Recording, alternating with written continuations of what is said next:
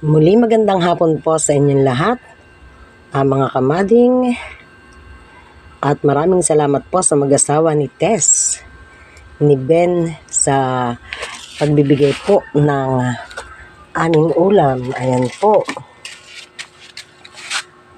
Sila po ay nagdala ng ulam naming mag-asawa ngayong hapon, mga 3:30 PM po dumating. Ayan po.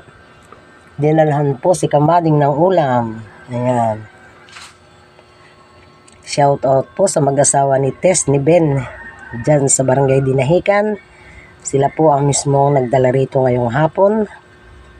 At si kamading po ay lubusan ng pasasalamat. Sariwang-sariwa po ang isda. Ayan po. Ayan. Ayan. Akin pong ipiprito at ako ay magsisigang. Pipigaan ng kalamansi at lalagyan ng talbos ng kamuti.